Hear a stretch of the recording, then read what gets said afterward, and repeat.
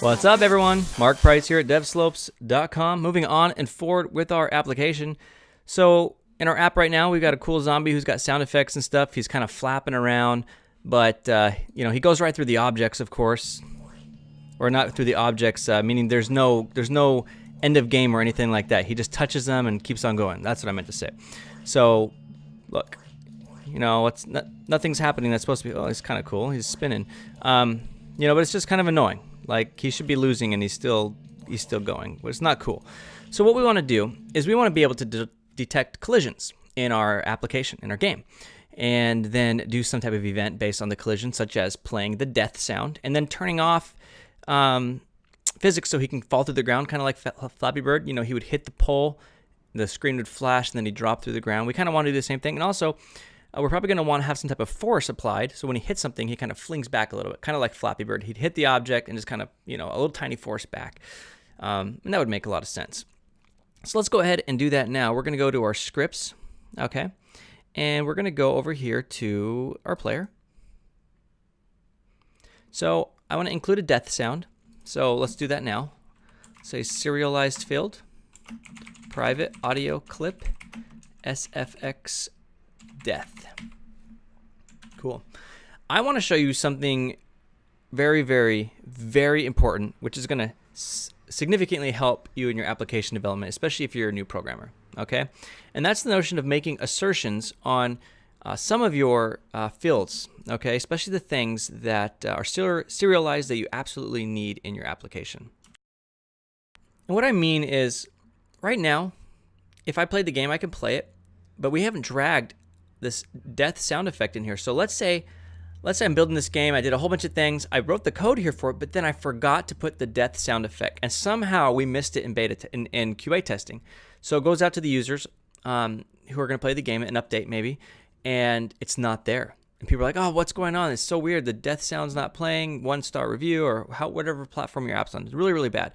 And so we want to be a defensive programmer. Okay, defensive programming means we write code that's safe and protected, and that's what we want to do right here. So we're going to do something that's not required, but I think really important for your applications. We're going to type in using, okay, Unity Engine .assertions.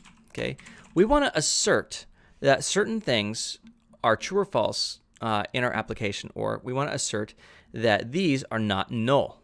Meaning, if we press the play button on this game and we forgot to put the audio clip, drag it in, we need to know about it. We need an error of sorts. So we're going to create an awake function here. This is a built-in Unity function. Awake is called before start. Start is where you should initialize things in your game. But awake is a good place for assertions and things that need to happen before start. And if you want to learn more about awake and what you should use it for, go to the Unity documentation and look up the awake function. And what I'm going to do here is just make an assertion to make sure we've got our audio clip. So I'm going to say assert dot is not null sfx jump assert dot is not null sfx death. Okay, so all we're doing is we're saying, hey, when this starts off, these can't be null. The developer needs to drag these on here, and these will only be called in debug mode. So when you're doing debug builds, as we are right here, as you can see, this is a debug build. It's only going to run here when you actually publish your game. This code won't run, which is nice. And so let's go run the app and see what happens. We have not dragged in a death clip yet. So let's click play.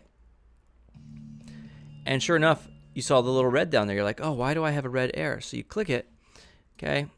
And there, sure enough, it says this one's wrong. If we look back at Unity here, it says assertion failed, value was null, expected, value was not null. Okay. Well, it definitely was null because we haven't dragged it on. So from now on, as a programmer in Unity 3D, if you as a developer need to drag in things into your serialized fields here, you need to drag in audio clips or anything like that, anything that you have to do as a developer, okay? All right, as a developer. Now, I'm not talking about anything a player has to do. This is long before it even gets to the player's hands. If there's anything you need to do as a developer, such as dragging a file or a component onto your object, then you should use assertions to make sure you actually do it there. So it doesn't miss QA, and it doesn't end up with the users. So we now know we need the sound effect for the death of our zombie. So let's go back to Unity here, go to our audio, and I'm going to drag over the effect for that. Okay, click the player, and let's scroll down, and sure enough, there's a slot for it for the death, and we're going to drag in this zombie groan. Okay, so that's there now, and that's great. And of course, if we play it this time, that error should not be there, which it's not. It's not there in the console at all, which is really nice.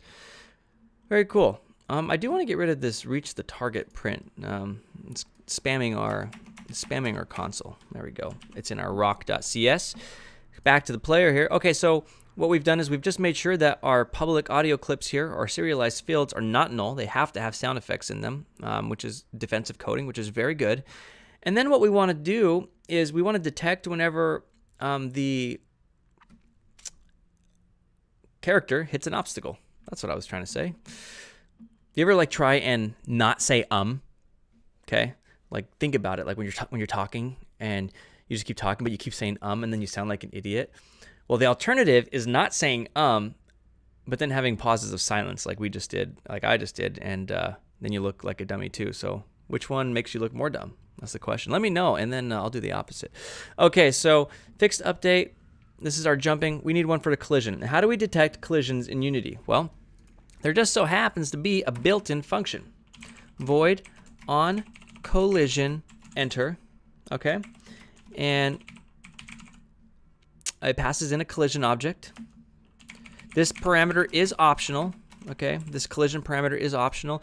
If you absolutely don't need to know any of the information in this object here, you just need to detect a generic collision, don't include it here.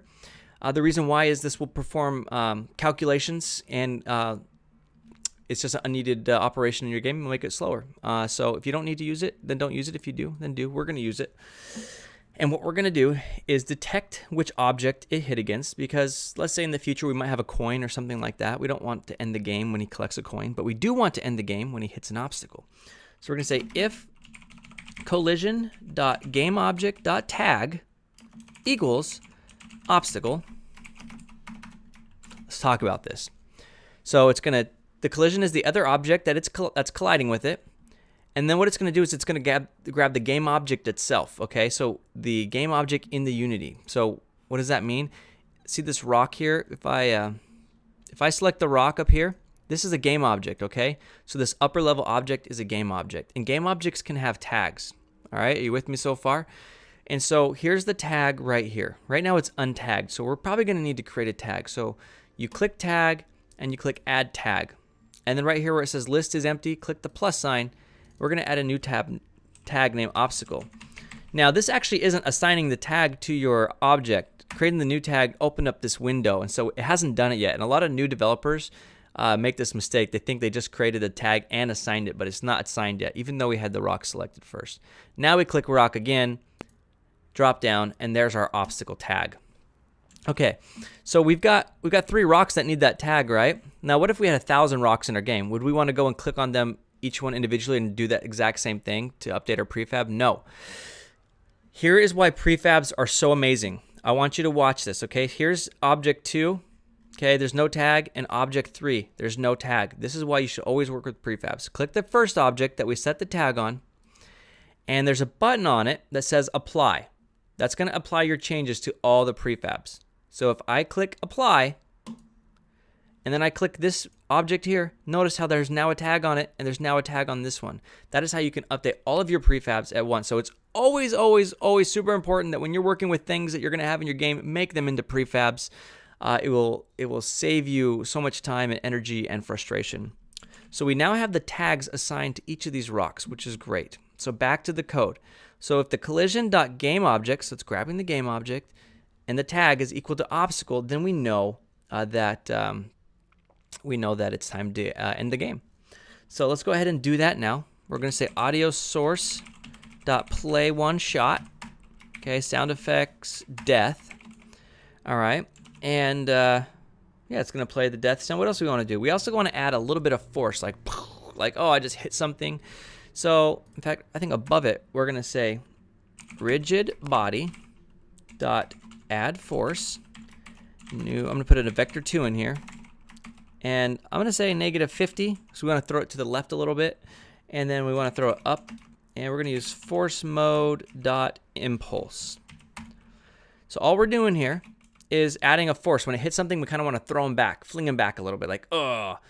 But the problem is he's still affected by physics at this point. Like he could hit the rock again, and we want him to fall through the ground, okay? So what we're going to do is as soon as we apply the impulse, and the order of operations on this is very important. As soon as we apply the impulse, we're going to turn off the rigid body, or the collisions, excuse me. Rigid body dot detect collisions equals false. We no longer want to detect collisions, which will cause our character to fall through the ground, just like in Flappy Bird.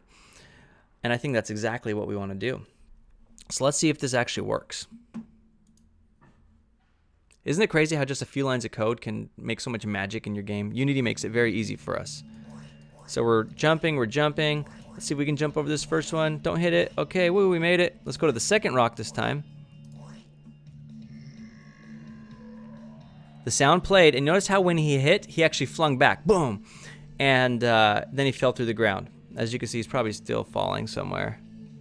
Yeah, he's gone. Yep, I don't know where he is. Let's actually click him and see. Yeah, he's falling. If you double click it, these numbers, see how he's still falling. Obviously, that's not what we want to do, but we're getting there. Okay, so this is really cool stuff. I think we're going to call this video done because we could go further talking about game state and making like the platforms and stuff stop moving. But there's a little bit more to go into with that. We need to create a game manager of sorts and work with that. So we're going to have this video done, and let's talk about what we learned today. We learned how to be a defensive coder by creating assertions. Okay, on your serialized fields, you don't want them to be null. Anything that a developer must do before you publish a game, you should have assertions on. So if a developer was supposed to drag a clip in here, or a developer was supposed to set a default value, make sure you do an assertion, because when you're debugging, then you'll get the errors and you'll know that it needs to be fixed. Super important. Your games are going to have way less bugs if you do this. And if you don't understand it, just do it anyway. Over time, you'll understand it. The other thing we did was we learned how to detect collisions, okay, using the built-in on-collision enter. Now, keep in mind, this player script, or this script is attached to our player object where the collision is actually happening. If the script was on the wrong thing, okay, this is not going to be called. So this is happening on the same layer that the collider's on. That's really important, okay? The collider and the rigid body. Okay, very, very important. So whenever another object touches this object that the script's attached to, it's going to pass in the other object's collision, or the collision in general, and we're going to detect what object it is that we're hitting. So collision.gameObject, we're grabbing the game object and we're grabbing the tag. If it's equal to the obstacle, okay, let's just add some force, -50 and 20, just a little bit of an impulse, say, oh, I hit it. And then let's turn off the collisions at that point so he just falls down. And what's cool about this is the force and the physics will still be happening to the character itself, but it won't collide in any more things. So your impulse will finish and he'll just fall through the floor, which is great. And then of course we're playing the death sound. You know, he just died. So really cool stuff here. Let's go ahead and move on and forward. Mark Price at devslopes.com.